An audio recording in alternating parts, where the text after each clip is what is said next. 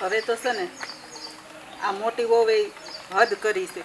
આ અનેરી ખેતર નથી જાતી ને એટલે એ જીદ કરીને બેઠી છે કે હવે અનેરી કાંઈ કામ નહીં કરે, વાડીએ નહીં જાવ ને તો હું કાંઈ નહીં કરું અને વાડીએ નહીં જાઉં. મોટી વહુ હવે છોકરવેડા કરે છે, એને કઈ ભાન પડે કે નહીં? એ કે નાની છે, ઓલી શહેરમાંથી આવી છે, પોતે પોતાની જવાબદારી અહીંયા છે તો નિભાવવી પડે કે નહીં? એમ કે કંઈ ઘરના કામે કરવા નથી લાગતું, એમ કે રોટલાય નથી કરતી ને વાહીદુય નથી કરતી. અને અનેરીને કહી તેમ કે વાહીદું કરું જ મારે એમ કે હાથમાં વાસ આવે, રાંધવા જાવ તો એમ કે મને તાપ લાગે, આખું બળે. હવે એ રોહડામાં ન ઘરે ને ઓલી એમ કે એ જ રાંધે. હવે આમાં કરવું તો શું કરવું? એ આ શહેરના છોકરાઓ છે ને ઓફિસમાં એસીમાં બેસીને કામ કર્યું હોય ને એટલે છે ને બધા માંદલા થઈ ગયા હોય. એ છે ને એના શરીર હાવ નબળા હોય એટલે અહીં કાંઈક કામ કરો ને તેને કંઈક બધે ક્યાંક ફૂગ ચડતી હોય ને ક્યાંક એનું શરીર સાથ ન આપતું હોય, ક્યાંક ઉધરસો આવતી હોય. આ તો અહીં રહે છે તે બહુ થઈ ગયો, નકર એ રહે અગે એમ નથી અહીં. ત્યાં રહેવું તો પડે ને, રહે નહીં તો ક્યાં જાય? ત્યાં શહેરમાં કંઈ નોકરી ધંધા નો ત્યાં કરે હું એટલે વગર કંઈ રહેવું પડે. હવે તો મારે શું કરવું ને એ મને સમજણ નથી પડતી. મારે તો છે ને આ જિંદગીમાં કદી શાંતિ જ ન આવી.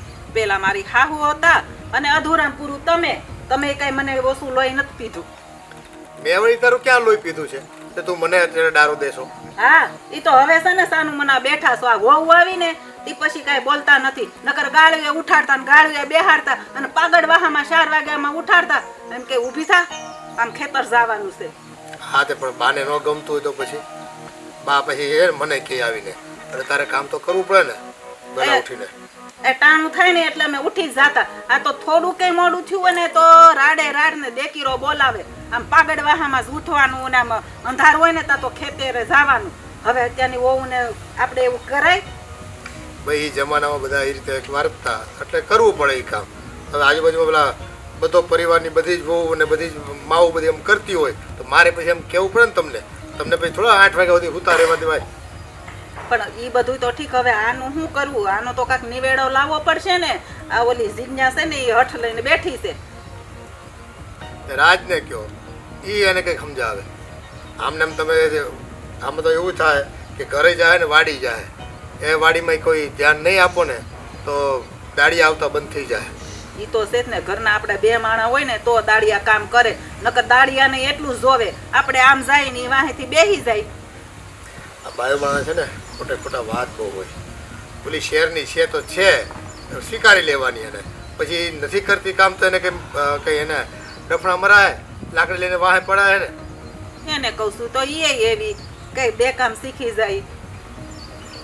એ ધીમે ધીમે કામ શીખે એમ શીખવાડાય, પછી એની માથે ઘોડો ન કરી જવાય બધાએ. અને હમણાં છોકરું છે હજી એના મને આપણામાં ફરક છે ઉંમરમાં, તો એ શીખતા વારે લગાડે અને હજી એને કોઠે ન પડ્યું હોય તો હરખા જવાબ ન આપે આ બધી વસ્તુમાં. તો આ મોટી વહુને હું ઈ જ સમજાવું છું, પણ નથી ઈ સમજતી કે નથી નાની સમજતી. એટલે બેની વચ્ચે મરો મારે થાય છે કે મારે ક્યાં જવું. અહીંયા બેને ઘરે રાખું તો 2 ઘરે બાંધે, વાડીએ મોકલું તો ન્યા બાંધે, અને આ રસ્તામાં આવતું બાંધે તો પછી ગામ આખું સાંભળે. એ પેલા મનસુખભાઈ છોકરો છે ને એને તકલીફ પડી, વહુ આવી અહીંયા તો જે બધું કોઠે પડી ગયું. થોડો ટાઈમ લાગે, બધું એક દિવસમાં ન થઈ જાય. તમારા બધાને છે ને ઉતાવળે આંબા પકાવવા છે એમ કે બધું થઈ ન જાય ઘડીએ ઘડીએ. પણ યાર તમારી મોટી વહુ સમજે તો થાય ને. હું તો એને સમજાવીને થાકી. એ કાલ દેવાંગને ફરિયાદ કરતી હતી કે તારી બાયડી છે ને કાંઈ કામ નથી કરતી, મારે એકલું ડહડવું પડે છે, હું ઢોરની જેમ ડહડું છું.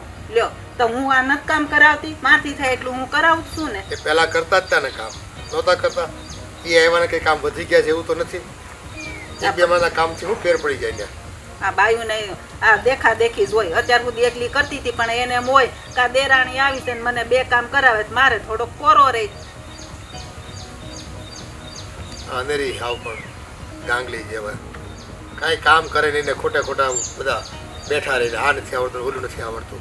એ શીખવા મંડાય કામ એટલે પતે કામ. એ કાંઈ નહીં, સારું તમે બેહો, હું અંદર જાઉં થોડું કામ કરાવું. નકર હજી મોટીને પાછું એ વાંધો પડશે કે હવે અમારી દેરાણી નથી કરાવતી ને તમે નથી કરાવતા. સારું હાલો. લોહી ઉકાળા કરાવવા છે.